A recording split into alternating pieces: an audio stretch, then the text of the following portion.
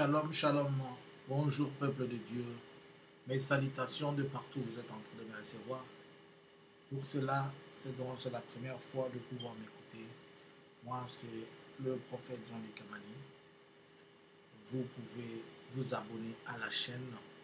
Vous activez votre cloche de notification. Cela vous permettra de ne pas rater toutes les informations et de ne rien rater. Aujourd'hui, je viens vers vous pour vous parler d'une chose. Mon message sera un peu court, mais il sera aussi direct. Je viens vous parler de ce que le Seigneur m'a révélé suite à l'entretien. Le Seigneur m'a fait écouter quelque chose. Suite à l'entretien de deux personnes, à savoir Félix et le président Ramaphosa. Prions. Éternel des armées, Dieu d'Abraham, Dieu d'Isaac, Dieu de Jacob, vous qui êtes la force, vous êtes la gloire ainsi que la puissance. Entre vos saintes mains, Papa, je m'abandonne et je me délaisse. J'abandonne ces temps et ces moments véritables entre tes saintes mains. Je demande que tu conduises et que tu amènes ces messages à destination. Que vous soyez ma force et ma gloire et que tout se fasse selon votre amour au nom de Jésus. Amen. Je vais me permettre de lire un verset.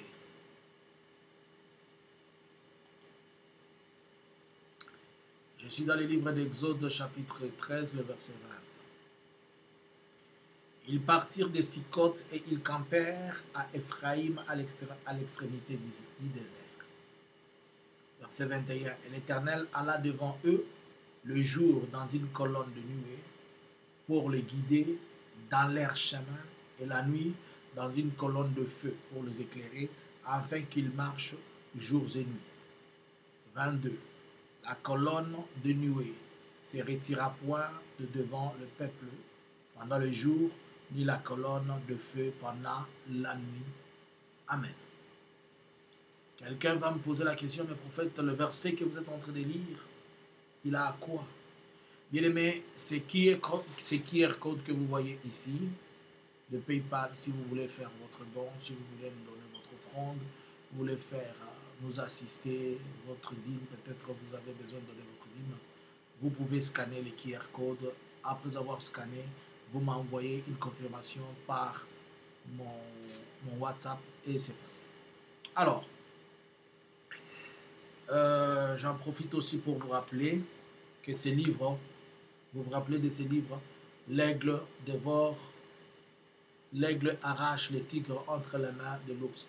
Ces livres, c'est un livre prophétique qui parle d'une guerre. Mais cette guerre, elle va tirer origine en République démocratique du Congo. C'est une guerre au niveau international. Plus tard, je vais encore venir vous parler de la mort de l'ours. Alors, si vous me suivez, vous avez le temps. Je me suis décidé à commencer à prendre de messages importants, des grands messages qui concernent le monde entier et les archiver. En 2017, lorsque j'avais parlé de l'actuelle guerre de l'Ukraine et de l'actuelle guerre de la Russie, quand j'avais dit que la Russie va être en guerre avec les États-Unis, à cette époque, si on avait aussi écrit, beaucoup de personnes allaient se retrouver. Je parlais de ça en 2017, je parlais de ça en 2018, je parlais même en 2018 de la chute, de la crise économique que cette guerre va engendrer, de comment les Américains vont combattre l'économie de la Russie. Et je vais venir vous parler de la nouvelle cartographie mondiale, et européenne plutôt, puisque la carte de l'Europe et la carte de l'Asie va être bougée. La géopolitique mondiale va être un peu bougée. Pas un peu, il y a des choses qui vont se faire, je vais vous parler de ça plus tard. Alors, donc pour avoir cette brochure ici, vous n'avez qu'à contacter le prophète et vous payez votre poste de partout où vous êtes, on peut l'expédier pour vous, moyennant votre offrande, bien sûr, puisque le papier, l'encre et tout n'est pas pour nous. C'est une œuvre intellectuelle, c'est à vous de savoir comment la valoriser. Merci. Ayez le temps d'appuyer les œuvres que font les enfants de Dieu. Alors, la Bible dit que Dieu était en train de marcher avec les enfants d'Israël quand ils avaient quitté l'Égypte, le jour comme la nuit. Et la nuée était avec eux et la colonne de feu. Et le jour et la nuit, ils ne se reposèrent point, ils allaient. Dieu était là. Cela veut dire seulement que les enfants d'Israël ne pouvaient pas cacher quelque chose à Dieu. Cela veut dire que même quand ils faisaient quelque chose dans les secrets, même quand ils pensaient qu'ils étaient en train de se chuchoter comme ça, chut, Dieu les écoutait. Il n'y a rien que l'homme ne puisse faire, il n'y a rien que l'homme ne puisse parler. Partout où l'homme se cache, c'est là où se trouve Dieu. Le diable n'a pas une portion de terre qui l'appartient. Le diable n'a rien sur la terre. Tout ce que fait le diable, là où même se cache le diable, même quand le diable est en train de préparer, Dieu le voit, puisque Dieu est omniscient, omniprésent et omnipotent. Les 5 de ce mois de juillet, il y a eu ce monsieur, le président Cyril Ramaphosa, de l'Afrique du Sud, qui a été à Kinshasa. C'est pour la première fois que Cyril vient visiter Kinshasa depuis l'accession du président Félix au pouvoir. Et il est venu à Kinshasa, pendant 2 jours, il a été accueilli par son homologue, le président de la République démocratique du Congo, le président Félix Antoine Tshisekedi. Excusez-moi.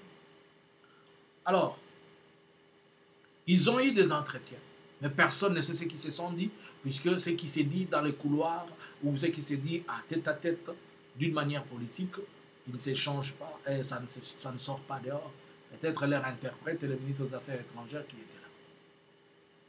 Et Dieu va me faire grâce. Il va me dire, Kamani, je vais te faire comprendre quelque chose. J'étais entré, on avait fini là, on avait une prière intense. Les gens peuvent se rappeler, le dimanche, on avait une prière intense. Quand nous avons fini la prière, j'étais en train de me reposer. Et je sens, quelqu'un est venu me taper à l'épaule et me dit, Kamani, je vais te faire écouter quelque chose. Il me dit, quoi? Je lui pose la question, quoi? Il me dit, tu vois ces 2 personnes ici? Je dis, qui? Et qui me montre le président Félix. Et il me montre le président Cyril. Je dis, oui. Je dis, il me dit, je vais te faire écouter ce qu'ils étaient en train de parler ce jour-là. On me prit comme un enregistreur. Bien-aimé, tout ce que nous faisons, tout ce que même nous disons, it recorded. Un jour, les prophètes vont commencer à vous amener des vidéos, des audios, des choses que vous faites dans les secrets. Dieu va commencer à nous les donner. Et j'en vais commencer même des documents, vous allez vous poser des questions, comment ils ont eu ça. C'est pourquoi je vous avais dit un jour que les services de sécurité, les services de renseignement devaient commencer à consulter des vrais prophètes. Dieu l'avait dit, ils doivent travailler avec les vrais prophètes pour qu'ils puissent les aider. Nous, on peut vous faire une très bonne géolocalisation plus que les GPS. Je vois, on me prend un enregistreur. On me dit, viens. Et on m'amène là où ils étaient assis. Et j'écoute le président Cyril Ramaphosa qui est en train de dire à son homologue, il dit à Félix, ceci. Il lui pose la question. Il dit, est-ce que tu penses qu'avec la nouvelle configuration, est-ce que tu penses qu'avec la configuration de ton équipe de la CENI, qui peut participer à ces élections-là? Il a essayé un peu de se justifier. Et le président lui pose encore la question. Tu penses que qui peut participer à ce que tu es en train de faire dans l'histoire de la CENI? Et il lui dit, j'ai compris, je vais rectifier. C'était ça la réponse que j'ai écoutée. Félix lui dit, j'ai compris, je vais rectifier. Dans le jour, j'ai compris. Il lui dit la deuxième chose. Est-ce que tu sais que la crise économique qu'il y a maintenant dans ton pays, elle est orchestrée par toi? Alors, il lui dit la deuxième chose. Est-ce que tu sais que la crise économique qu'il y a dans ton pays maintenant, elle est orchestrée par toi? Et j'écoute le président qui dit, ce n'est pas moi. Il lui présente la situation. Il dit, tu connais bien la situation de la corruption dans mon pays. C'est ce qui fait Et là, j'écoute Ramaphosa qui lui dit, non, c'est toi le problème. Nous avons toutes les preuves de tous les détournements que tu fais. À chaque minute que tu le fais, à chaque seconde, nous avons toutes les preuves avec nous. Et là, il n'avait plus rien à dire. Il s'est dit. L'Esprit me dit, tu vois, tu écoutes ce qu'ils sont venus lui dire.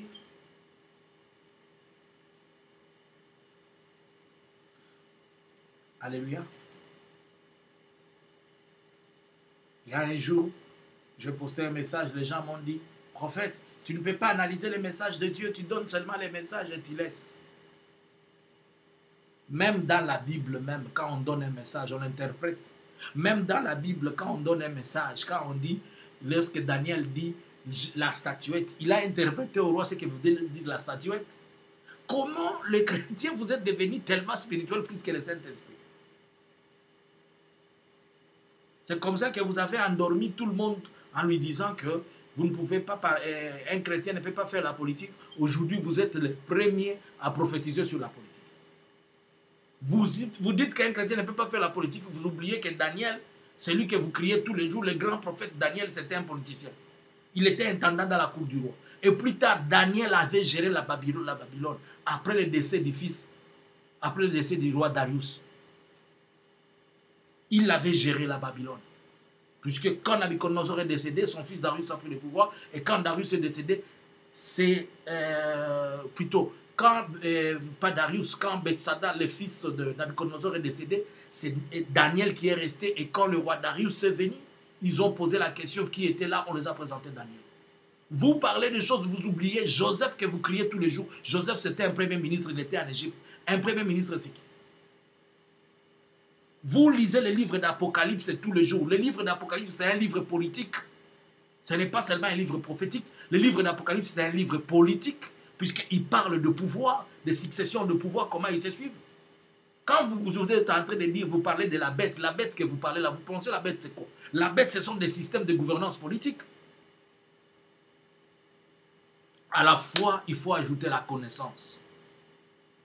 À la fois, il faut ajouter la connaissance. Si vous pensez qu'être prophète, c'est prophétiser sur les démons, prophétiser sur les sorciers consorts, vous suivez peut-être mon message que vous écoutez maintenant, mais rentrez là, il y a plus de milliers de messages. Quelqu'un va me dire, tu es orgueilleux, tu es vantard. Ce n'est ni l'orgueil ni le vantardisme, c'est pour vous aider à comprendre. J'ai parlé des choses. J'ai parlé de l'élection en France. Comment on devait tout faire pour faire passer Macron. J'ai parlé des élections aux États-Unis, comment ça devait se passer et comment Trump devait se retrouver en justice. J'ai parlé des choses en 2020. J'ai parlé de la guerre de l'Ukraine. J'ai parlé de l'éruption volcanique. J'ai parlé du futur. J'ai parlé des 15 ans à venir de la RDC. J'ai parlé du monde. J'ai parlé du président, celui qui a été remplacé par Doumbouya. J'en ai parlé. J'ai parlé de presque tout le monde. Essayez de comprendre. On ne parle pas de ça seulement. J'ai parlé des musiciens. J'ai parlé de la gloire que Frère sera en train de faire et comment il va commencer. Il est dans sa période de gloire et comment il va descendre et comment il va se repentir puisque le Seigneur va l'appeler. J'ai parlé récemment ici, en train d'alerter aux gens et dire comment Fali va connaître un problème. Il risque de faire la prison. On parle de tout ce que Dieu nous révèle. Si vous me croisez seulement, quand vous avez un seul message, vous pensez que c'est ce qui concerne seulement les prophètes, c'est que vous ne comprenez pas. Mais aussi, il faut comprendre quel est le genre de ce prophète et quel type de prophète il est. Je suis un prophète dans la cour du roi. Je m'excuse de me prendre ça pour un vantardisme, c'est pour aider certaines personnes à comprendre. Posez la question quand vous dites que c'est un prophète roi, vous allez comprendre. Allez chercher les catégories de prophètes, vous allez comprendre le Moïse c'est qui, les Jérémie c'est qui, les Daniel c'est qui, les Abraham c'est qui. Ça va vous aider. Quand vous avez un gap d'enseignement, cherchez à ce que vous soyez instruits, que vous soyez enseignés. À la fois, il faut ajouter la connaissance. Quand les gens ont un problème, un gap de connaissance, c'est-à-dire vous, si on vous a dit qu'être chrétien, c'est faire les combats spirituels, vous vous limitez par là. Si on vous a dit qu'être chrétien, c'est plairer pour ses requêtes, vous vous limitez par là. Vous ne vous épanouissez pas et c'est comme ça que vous trouvez les autres qui sont en train de faire la magie. Et si peut-être vous nous prenez pour le menteur, revenez. Le président qui est au pouvoir aujourd'hui, quand Dieu m'a dit en 2018 qu'il était Messie le pilote, personne ne croyait. Allez dans mes messages. Vous allez comprendre, vous allez écouter. Écrivez seulement Messieurs les pilotes. Prophète Jean-Luc Kamani, Messieurs les pilotes. Vous allez comprendre toutes les caractéristiques de comment Dieu nous a dit que ça sera un très très mauvais pilote. Quelqu'un qui sera de l'apparence de nationaliste, mais qui conduira le pays très mal, puisqu'il ne respectera pas les principes, il ne sait pas conduire, il aura ceci, il aura tout ça. On en a parlé. Je reviens, c'était juste pour vous éclairer.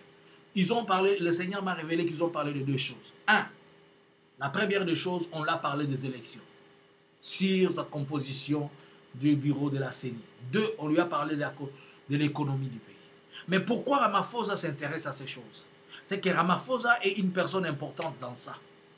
L'Afrique du Sud est un pilier important pour la RDC, pour les gens qui ne le savent pas. Là, je fais le côté analyse et l'interprétation. Cela veut dire que dans les jours qui sont devant nous, ne vous étonnez pas que Félix vienne avec un discours. Nous avons compris et les doléances et les demandes de tout le monde. Nous devons réajuster, nous devons réaménager et on va dire, on va changer Kadim. Puisque selon d'autres informations que j'ai eues, ça ce n'est pas la prophétie, il faut toujours distinguer la prophétie et autre chose. Là, je vous parle des informations que j'ai eues, ce n'est pas la prophétie. Selon d'autres sources d'informations que j'ai eues, j'aurais appris, je le mets au conditionnel, j'aurais appris que même la Belgique va faire pression sur Félix pour qu'il puisse changer son bureau. Et pour l'information, pour le moment, j'ai toujours informé de beaucoup de choses. Prenez-le comme vous pouvez le prendre. Pourquoi la Belgique cherche ça? Puisque pour la Belgique, ils ont leur candidat dans la personne de Soriano. C'est ça, celui qui va comprendre, il peut comprendre. Celui qui ne comprend pas, vous allez dire encore que les prophètes détestent certaines personnes. Mais je vous avais dit que c'est que Dieu a dit.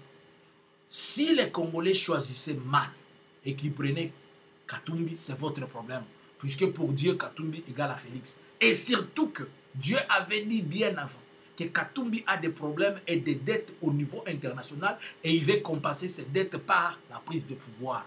Puisque Katumbi a déjà tout vendu et il veut se couvrir sur la tête des Congolais.